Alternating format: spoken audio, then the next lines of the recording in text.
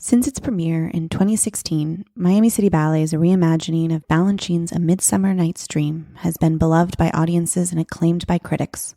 Now, enjoy the online premiere of this shimmery, shadowy, magical jewel box of a show from the comfort of your own home. Midsummer's virtual premiere is available online October 14th through 31st, 2021. Tickets are $20 and available on their website, miamicityballet.org/midsummer, or click the link in the description of this episode. Self-love, confidence, and body positivity. These are the founding principles of Jewel Dancewear, the premier dancewear and activewear line founded and run by former Miami City Ballet dancer Julia Cinquemani. Established in 2011, Julia addressed a need in the dancewear space, apparel that catered to women of all shapes, offering them a functionality they need without compromising fashion and quality. Jewel products stand the test of time and are made in the USA. They believe in the importance of doing their part to sustain U.S. community of independent garment manufacturers. We love her gorgeous leotards and dancewear, so be sure to check them out. Follow them on Instagram at Jewel Dancewear and shop online at jeweldancewear.com. And in celebration of Jewel's support of Conversations on Dance, we have teamed up for a very special giveaway. Starting on Wednesday, October 13th, be sure to follow our Instagram accounts to enter to win a Jewel leotard and a set of their meshy crop top and tights. Entries will be accepted through Monday, October 18th at midnight Eastern. Follow us on Instagram at Conversations on Dance and at Jewel Dancewear. I'm Rebecca King Ferraro. And I'm Michael Sean Breeden, and you're listening to Conversations on Dance.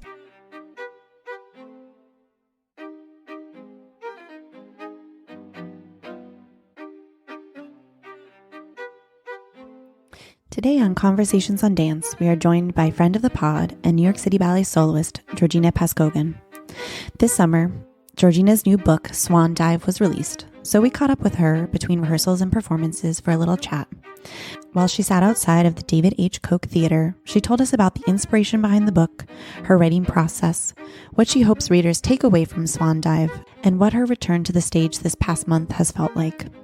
You can get your copy of Swan Dive wherever books are sold, or click the link in the description of this episode.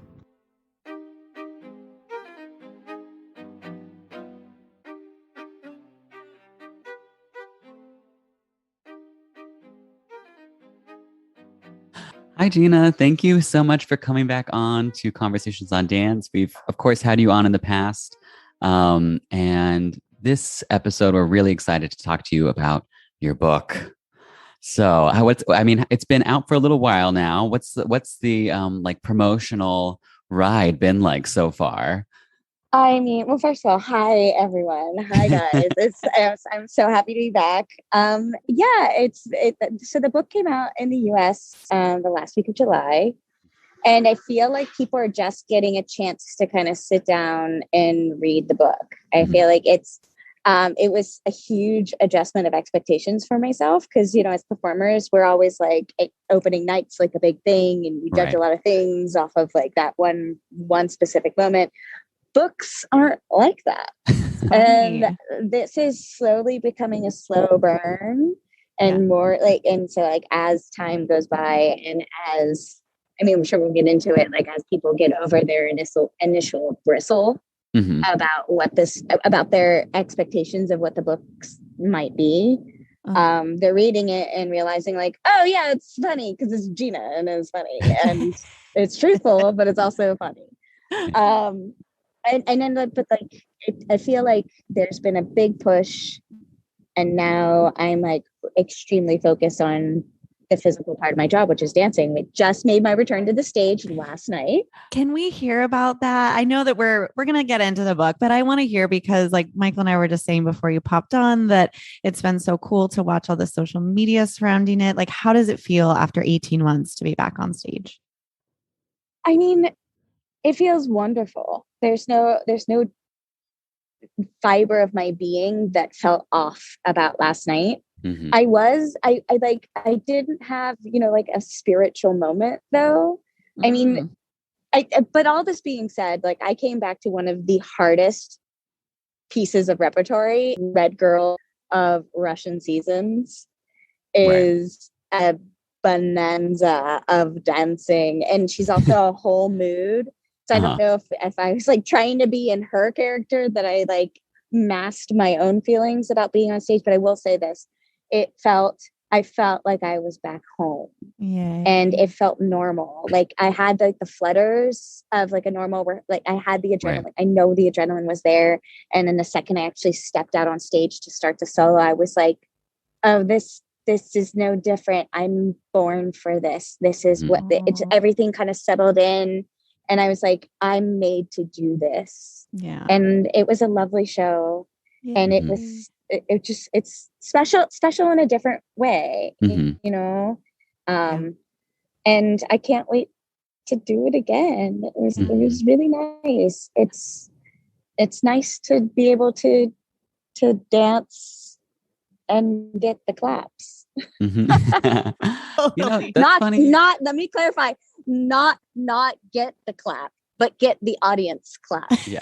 There you go. Like, we should really clarify that. But you know, it's funny because Rebecca and I kind of had a similar experience as audience members. The first show that we saw, we were like, "Oh, that was wonderful." But I think we had an expectation that it would like hit you with this wall of emotion. I'm sure, obviously, you had that expectation as a performer. But I think my theory is that we've spent our whole lives doing this thing. So this little blip, like, what's a year and a half? When you're either watching or performing yourself for 20 plus years. It's like, of course, it just goes back to feeling completely normal. Like, of course, you just went back on stage and were like, oh, duh, like, this is me. Makes total sense to me. Like, this is a 7:30 show on a Wednesday, and I got this. Right. We got it. The only thing that was like amazing is that without the intermission, we were done at like 9. And usually Russian seasons would go on at about no earlier than 9 or 9:30. So to be done with the show, I was like, this is wonderful. We should always do this. That's awesome. I wonder too, like Michael was saying, so much expectations. Like, here's a moment you've been waiting for 18 months, and you've been like picturing what it's going to be like. So I wonder too if that kind of almost made it like a little strange, because you were kind of like in your emotions, like, what am I going to feel? And then if you didn't feel that, you maybe were like, what's going on? I don't know. Does that make sense? Yeah, I mean, like, I kind of went into it. It's going to be one or two things. I'm going to go out there, and I'm like, the worst case scenario could happen, and like I forget all the steps, and I like disintegrate and explode. And then, or the other option is you're going to tap into this being that you are, that you've put away for so long, and she's just going to fly. And listen, it's like you're watching me perform. There's a certain amount of just unexpected that always happens. And I'm on that ride too. And so I just was like, I'm giving this over. And I just also like offered it up. You know, there are people in this building that we've lost. You know, I offered my show up like just to Clem, the head of security, who is no longer with us and, you know, passed from COVID. And he really loved me in this ballet and would always be like around. And so like he wasn't there in my pre-show warm-up, which was obviously so different because we had masks on, and then we demasked right before we went on stage. And it just was like, I truly am a completely different artist, a completely different person. And I think it was just like, yes, I am so comfortable with what I do. Let's just try to have fun, because we have this opportunity and it's ours now for the taking. We've been giving it for however long we have it. Right. Well, speaking of fun, let's talk about your book. Yeah. Okay. So I guess we should just talk, you know, as we do with dancing from the beginning. Did you have an interest in writing from an early age, or what was the sort of genesis for this whole project? We had the genesis for the project is I was injured and out in LA and having coffee with my friend Phil Rosenthal, who he loves all things food. And I met him doing his show, Somebody Feed Phil. And so we were having coffee and just kind of filling him in on everything that was happening at that time in late 2017, 2018. Oh, wow. And he was like, have you, like, all this drama aside of the recent months, have you ever thought about writing a book? And I was like, yeah, I have. And he was like, oh, let me, like, so he like put me in touch with a book agent, and I already had the elevator pitch for it, which was like, this will be the Kitchen Confidential of ballet. Mm-hmm. Yes. And like, as soon as I read that book, as soon as I, like, I am still, God rest his soul, an Anthony Bourdain fan. And I think what he did for his industry, like, he told it how it was, but you could tell that there was such a love for food, for the world. And that's kind of how I feel about the dance world. And that's what I wanted to share, because I'm fully of the mindset that, like, our art form is in fact dying. And the only way for us to get it to live generations into the future is to make the people more relatable who first do it on stage, and also make the ballets that we perform on stage more relatable to the audience that sits. The stories we have to relate. Our societal views are changing, and like, people, it's not, we can't just keep regurgitating the same. We have to grow along with and change with society's views. Right. So this is this has been a conversation for a while, because ballerinas in the 20th century in particular, like, there was this whole idea of, like, maintaining mystery. And we've talked about this with other guests. I think we probably talked about it with you. But so I'm guessing that you are staunchly in the camp of, like, actually actively telling your audience about what your real life is like, and making you a human rather than a dancer is actually a good thing. I think it's a great thing. I mean, listen, like, I'm not showing you my breakfast, my lunch on my Instagram. Like, that's not, I think there's a way to still keep the mystique. Yeah. There's a way of, like, you're still never going to know my process. Like, the process of me coming into the Red Woman, as I did last night, like, that's a deeply personal and private process. But I do think that the audience can learn something from the people. It was, like, I had my dear friend Elad came to the show last night. He's seen me dance so much, but I recently worked with Hope Boykin for my first curated show. We love Hope. We love Hope. And she had not seen me dance at City Ballet. And I was like, hey, please come.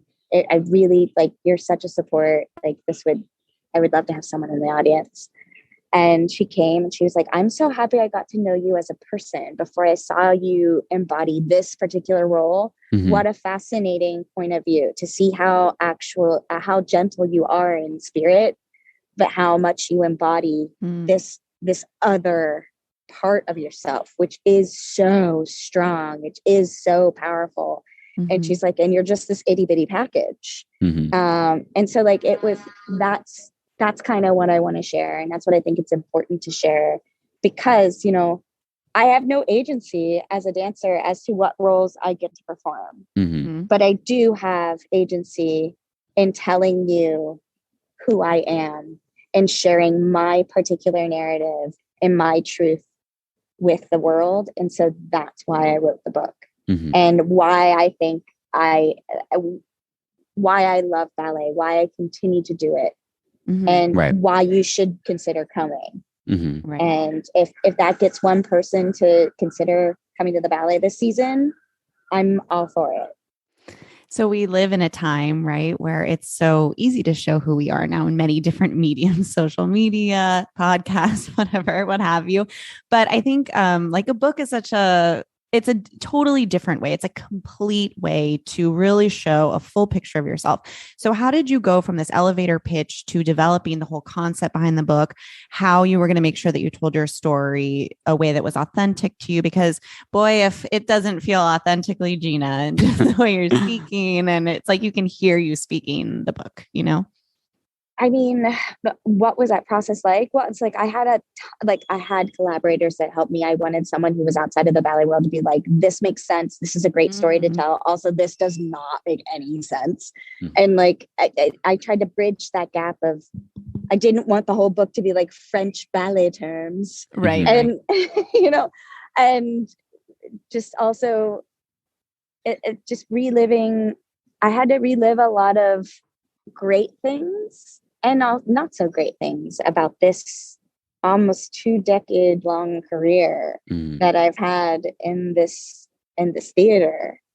And it, like, I think it's a full circle moment. It was fantastic for me to be able to zoom out after being like, you guys both understand what it's like to be in the machine and how like even the smallest things feel like the highest stakes, mostly because we're made to feel like they're the highest stakes, right. But like to like zoom out and realize like, damn, okay, like you've had a pretty substantial career and like to look at that with pride and to come back. And then to have, it took so much longer to write this book than what I thought it would. Like I started this process in 2017. This was not like a pandemic, let me sit down and write my story. Right. Like this took so much time to thread a coming of age story. Right. And it's also like, you know, you have influence from the editor, the publishing house, and like, they also want a certain, they know what's going to sell. Right. I think also what's like super interesting is that just even the book covers, you know, we're having another book relaunch in the UK, October 14th. And just the difference of what the cover is in the US versus the cover in the UK, that was a huge learning curve and says a lot to what audiences here in the United States and readers here in the United States will be drawn to. Right. So did you have any pushback from editors about the tone? Like we're talking about how authentically Gina it is. Like you are like just really straightforward and brazen. It's giving Madonna writing a book, you know, it's like, you know, it's but it can be, I guess there is a market for like the seedier side of ballet, but also ballet is often like media like that is consumed by parents or young children. Did you ever have like pushback to be like, you know, we should make this a little bit like softer or, you know, let's blur the edges a little bit and not be so provocative? I mean, I only have that sort of feedback when I am dancing. like I only get that from the directors and the like here, this is my voice, this is my truth. They wanted that to come forth. Right. I do wish that there was like an F-word redacted version so that kids could read it. But you know, if anything, I hear that it's become the underground, like, oh, we've got to get a hold of Swan Dive because it's the forbidden book. And I've had a lot of parents who've read it message me on Instagram and say like, hey, thank you, especially mothers of women in the ballet. And they were like, you have touched upon a lot of my fears, but you have also shown me how it's possible to navigate this world and hold your boundaries and carve out a space for yourself that doesn't involve you placating to the patriarchy or to the toxic environments that can exist in a ballet company. And I think that's important. The only, just to wrap up your question, I think there were at least my UK editor we happen to have the same first name. So I call her George. She was like, I love the F word as much as you love the F word. I think and I was like, I'm already on top of it. I had taken out like at least like 200 F words out of it. When you write a book, you really realize what your favorite words are. And it truly is one of my favorite. Well, it just versatile. Yeah. So many very applications. Versatile. Yeah, exactly. Can I read like a little segment of your book? Yeah, do you mind? Do it. Because you've talked about food a few times, and there was this one spot in here that I just loved so much because it touches upon all of my favorite things. And so you're talking about. Do you want me to pull it up and read it? Or if you do, that would be amazing. I can tell you what page it's on. What page is it? Page 59. You're talking about Concerto Barocco and Balanchine Corps. Okay. Here is a little excerpt from chapter 6. You don't fit in from here to there. Balanchine knew the core could be the company's secret sauce. Imagine eating a big, fat, juicy burger that's bursting with umami flavor. Sure, it's possible the burger would be pretty effing good on its own with your basic ketchup and mustard situation. Hell, maybe a sliced pickle. But you know damn well that it's the umami flavor that's responsible for that party in your mouth, making you want to take one big bite after the other until it's gone. Remove the spirit of the core from a Balanchine production, and what you'll get is bravura without context. Love it. Bravo. It's so good. It's such a great analogy. It kind of captures just how fun the book is, that there are these serious moments, but there's also these fun little things and very you moments, Well, it's like everyone knows what a burger tastes like, but not everybody knows what it's like to dance in an iconic ballet such as, Concerto Barocco or Serenade for that matter. Like no one knows what that piqué circle is in Serenade, what that feels like when you're like swelling with the Tchaikovsky score. Yeah. So we're trying to think of things to like, how do you relate that to someone who knows nothing of ballet? Mm-hmm. Yeah. And so it's a great way. So great old burger. While you're addressing a lot of the darker elements of things that you've experienced as a dancer or seen as a dancer, you've made a lot of choices to just directly say who the person is, but sometimes you'll use a pseudonym or whatever. But how did you come to this choice? Like, what is there a process through which you decide? I mean, it's what you're doing is important, bringing it to light, but I'm sure that also must feel scary that you're actually saying people that either previously have directly impacted your career or can do so in the future. Not my choice. That's the legal read. That's just like straight up legality. Like a lot of the stuff is already public knowledge, and so you can't. And I think it's just kind of common knowledge. Like I think there's been like a little misconception about the book that I'm like this whistleblower. Y'all, the whistle's already been blown. Right. Yeah. And I mean, so I'm just like, what's important for people to focus on is this is a very specific lens. This is a lens of the only woman of color in the upper tiers of the New York City Ballet, how long it's taken to get there, and how much of the visibility that's just been shrouded. And I think it was as important as it was for me to be honest in my feelings about persons, places, and things. It was also just as important to me to hold myself accountable, to use this book as a reflection of my own poor choices and mistakes. And that's why Swan Dives are palate cleansers of me falling, that's why I touched on some of my own mistakes in my moral compass, because you can't read your colleagues and your company within an inch of their life and not examine how you've played a part in some of those situations.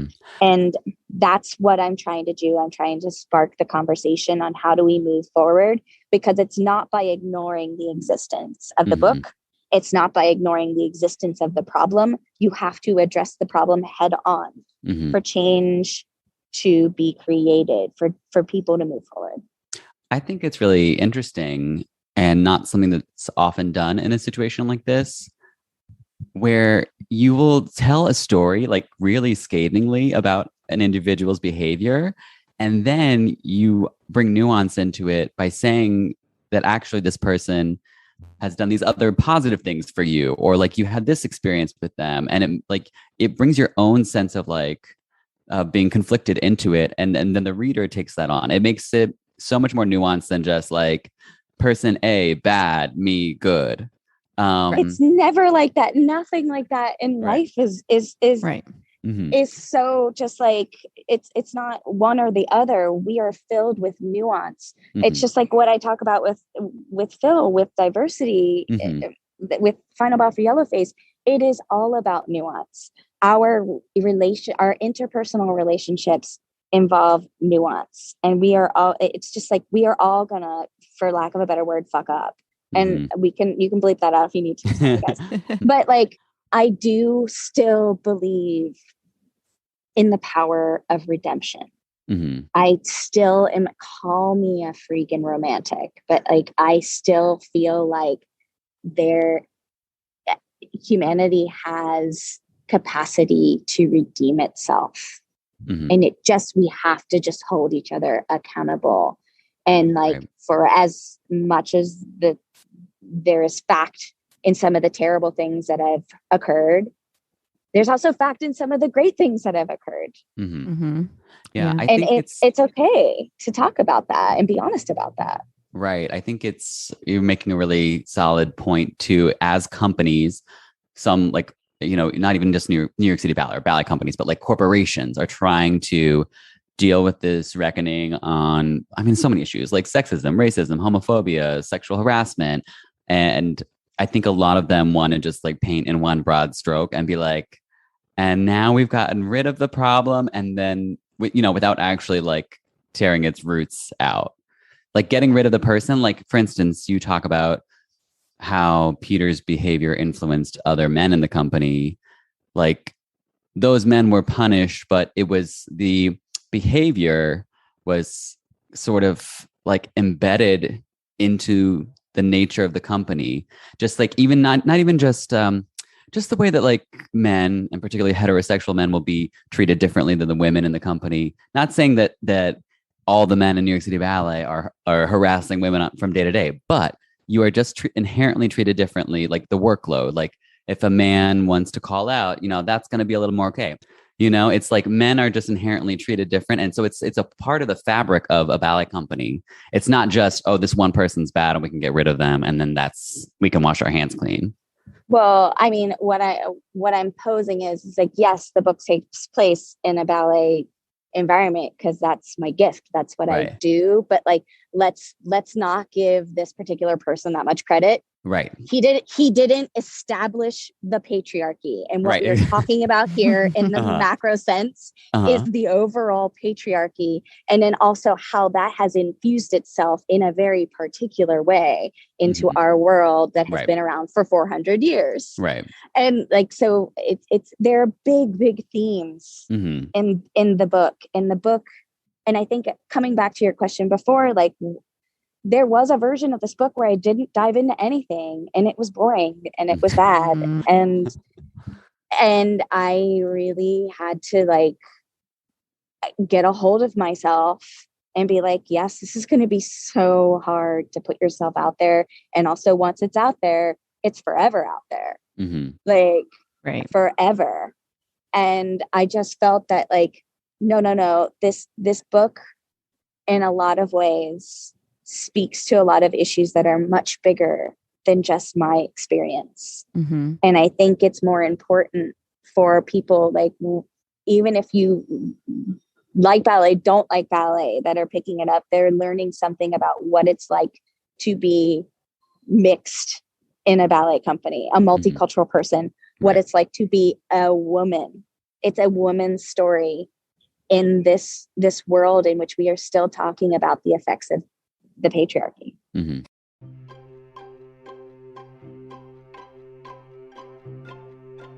Trained at the North Carolina School of the Arts and the School of American Ballet, at 20 years of age, Michael Langlois was invited by Mikhail Baryshnikov to join American Ballet Theater. Having seemingly made it to the top of his profession, he nevertheless spends his nights on stage at the Metropolitan Opera House, filling the gaps between the stars and the scenery, watching his colleagues dance in ways that he himself can only dream of.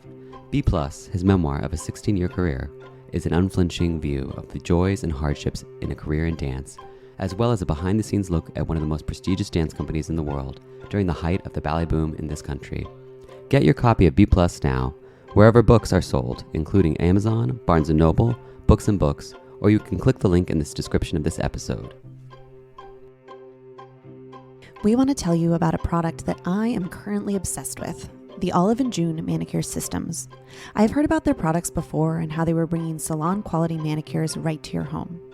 It did take me a little while to decide to finally dive in and give it a try, but I have to say, believe the hype. Their at-home mani systems include everything you need to get the perfect manicure. Plus, they have tons of online resources that offer tips and tricks of the trade. Save time and money with the perfect at-home manicure that truly lasts and lasts. I couldn't believe when I heard that their polish lasts a week or longer, but seriously, they do. I have even traveled across the country with no chip in sight, which we all know is a small miracle. They have so many beautiful colors, including gorgeous nude polishes that are perfect for on stage or in the studio. My favorite is called CCT. It would definitely be my go-to if I were still performing. Through Conversations on Dance, we are happy to offer our listeners 20% off their first time order of any Olive and June system when you use code DANCE20 at checkout. That's DANCE20, all one word, or click the link in the description of this episode. The best way to support Conversations on Dance is to patronize our sponsors, so happy shopping.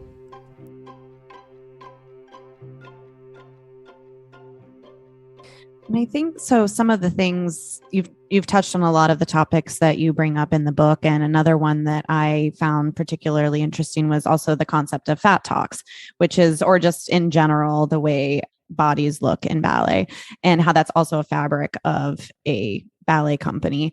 And so as I was reading it, it was like things were flashing back for me, things were coming back that I haven't thought about in a really long time. And so I wonder too, for you, as you're going through all of this and like kind of having to unpack your entire career, maybe things you haven't thought about in a long time, what was that experience like for you? And why did you feel like it was important also to include all those little segments of things that happened that were really not positive? Right. Well, first of all, like, let me acknowledge that, like, I'm sure that was hard to experience. And so, like, Rebecca and also Michael, I'm sure you also felt that in a certain way. Like, that sucks to remember things about how we were all, in essence, body shamed at some point. And so I thought about maybe this should have a trigger warning, but I think it's a process of moving forward and accepting oneself. I mean, like, I have some pretty dark demons. And it's through this process of writing this book and through this process of trying to own my identity, I've realized how much anxiety I carry. And so the process of that was hard. And like, I also want to circle back around that I'm not saying like men are the problem. Men aren't the problem. Patriarchy is the problem. But also there are also some women who are really toxic in our world. And a lot of the body shaming, I have to say, comes from the women who have the specific body type that are just like, why can't you look like this? And I'm like, DNA is why I can't look like this. And so like, there is space for a body like mine. There is space for an ethnicity like mine on that stage. And I think for so long, we have just upheld this, for lack of a better description, white, Eurocentric, waif-thin ideal that is not of the global majority, and that is no longer relevant in that particular sense. Our princes and princesses, our leaders are not that, and we need to sort of also like everyone in this. I keep like gesturing to the building, like, listeners, like, you're gonna see this. I'm gesturing towards the theater.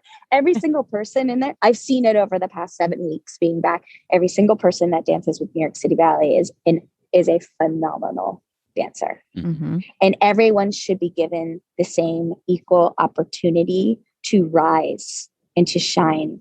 And I'm just saying, in like, my particular pathway has not been the same as others. And that is partly due to a bias, an internal bias. Yeah.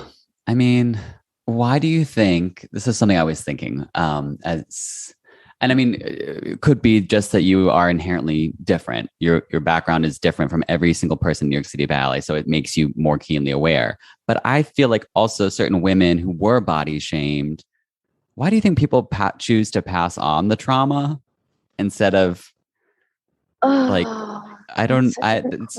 talk about this a lot too. And I just don't feel like it's unique to our generation. I think that I know people our age who I see a little bit like, that's you're kind of passing that on, girl. Like, you're not like, try to remember how we felt and then, do better. But like, why is that so common? Why do we uphold the patriarchy? Oh no, I don't even know if it's the patriarchy in that sense. That I think I think it comes down to the fact that we as dancers do not live in a place where we have our own agency. We live in this power structure, which is also something I tried to outline, that like so much of our lives, we are powerless to schedule. I mean, it is, I have to be honest with you guys, like it has been wild. Devastating to come back and only get 48 hours notice. I was able to plan my full day for 2 years. And now I'm waiting to figure out what my life is going to be like. That's amazing. And I think part of that comes from having this little glimpse of power as we, as dancers or people step into administrative roles who have more agency, who have more power, who have more knowledge. And I think it's for us as individuals to really sort of reflect on our own experiences and try to do our own work so that we don't pass on this generational trauma. And it's not easy. None of this is easy. I'm not saying that, like, I'm not preaching that, like, I've got it all figured out. Like, I still body shame myself. Like I said, like, it's not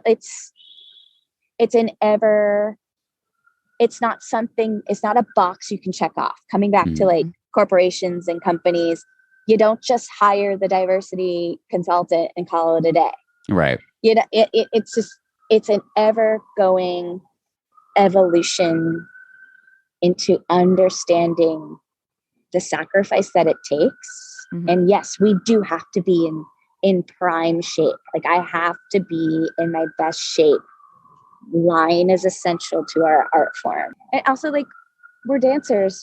A lot of us have not had the chance to sit down and I love words. I really love words. And sometimes people just use unfortunate words. What you see, like I talk about, like, I didn't realize how much it impacted me that there is no picture of anyone who remotely looks like me in the halls of the School of American Ballet. In the halls, except if I run by a picture of me at the theater, like it can be a very lonely place. And like, I did, in continuing this like brutal honesty with myself and sharing, like, I had a breakdown in one of our earlier completes before Russian Seasons went on. And, my colleagues were trying to be so helpful and was coming from such a wonderful place. And they were like, you put too much pressure on yourself. You're just putting too much pressure on yourself. And I, in the moment, I took it and I was like, you're right. In this particular situation, maybe I'm putting too much pressure. And then I came home and I reflected on what was happening. And I realized, no, they don't have the same experience. They are already at tip top. They were already principals, and they aren't the sole woman of color coming back. Like, there is a certain amount of pressure. And a lot of pressure that I put on myself by writing a book and then, like, showing back up at work being like, huzzah. But still, like, just beyond that, like, there is an impact to being the only. I wish it wasn't that. There is a certain amount of pressure, whether it's stated or not, whether or not, like, my immediate colleagues see me as other or not. Of course they accept me. It's still there. It's like my dad telling me that, like, he doesn't think I'm as Asian as he is because I, like, have mixed heritage. And, like, those are really hard conversations and talks to, like the colorism that goes on in the Asian diaspora. Like, but no matter what he did to try to raise me in the white passing trajectory, like, listeners, I sit here, I am a mixed race woman, I have dark hair, in my normal life without my makeup, you know, like, yes, I have almond eyes, like I pass. But the second I put on stage makeup, it is so apparent that I am an Asian American woman. And, you know, like I sat down and said, Dad, it didn't matter. Like, I'm so happy for everything that you've provided for me as someone who has immigrated to the United States and made this wonderful family for, you know, my like 5 siblings, 6 kids. It's incredible. Mm-hmm. And with my mom needs credit in that, but like, this is still the reality. You may have chosen a white trajectory for me, but the world still sees me as other. Right. And that really struck him. Mm-hmm. Mm-hmm. So I wonder if we imagined for a second a young professional dancer reading your book in, say, 20 years, how do you hope that their experience is different from what they're reading on the pages of Swan Dive? I know there's a lot of ways, but maybe one general one. I mean, I hope that dancer is able to afford the city they live in, because they're getting paid a living wage that acknowledges and respects the sacrifice, how much we are Olympic level athletes and artists. And the art that we create is so special. It's ephemeral. It's there and then it's gone. And that I really wish was appreciated more in a monetary sense, because it is so fleeting.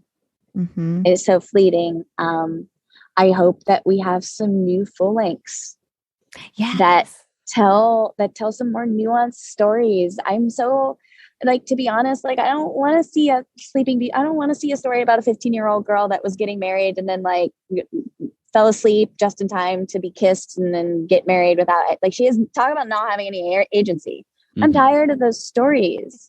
Yeah. Like, I'm like, I want a hero ballet. Like, and if we're gonna sell out to get tickets, like, where's Frozen the ballet? I mean, totally. Why not? Yeah, like, I mean, you're making me think, like, if you're like the way that Disney has finally, like, in the past maybe 20 or 15 years, like, made an effort to diversify it. I mean, they're not really princesses anymore, but like now there are heroines, if you will, that look like any kid, you know, like any kid could look at one movie or another and see themselves in it. It's not just, you know, Cinderella is blonde and white and so is Aurora and, you know, so on and so forth. So I just, what ballet could be telling those stories too. I think it's just like, I think that to that person reading that book and this book in the future is to be like, wow, look at where we were, and then be inspired to go back even further, go back to the courts of Louis XV and realize that, like, oh, ballet dancers were all men at one point, and then they were all women at one point, and then here we are now in this like weird interim trying to push the art form so much like we are really pushing it forward into the future right now in this moment. And like all of these voices that are being heard have a part. They're like a tile in this greater mosaic of change that we are shifting forward. And I hope that person is able to like take chances and be wrong, but also like understand what empathy is, understand what inclusivity is, and understand what diversity is in the very fiber of their beings. They don't have to unlearn. Right. They just experience. We see each other as humans. Yeah. I love that. Like, I think like just the unlearning part in particular really resonates, because we're talking about us having to unlearn our own trauma. Like, I mean, when you brought up the body, like how you still body shame yourself, I'm just like, I always talk about this with my friends. It's like, there are parts of it that I'm just like, I don't know. It's going to be really hard for us to unlearn. It would be great if we just never learned that behavior to begin with. True. You know? Yeah. Because it doesn't get easier when you retire. I'll let you know. Right. But in this process of unlearning, I'm just trying to like acknowledge it. And to me, it's like finding a safe group of people where I can be like, hey, this is going to sound absurd, but like this article just came out and I'm having a full body dysmorphia moment. on it. And they can turn to me and be like, okay, let's acknowledge that, but also you're full of shit. Get over yourself. This is awesome. And then I can be like, you're right.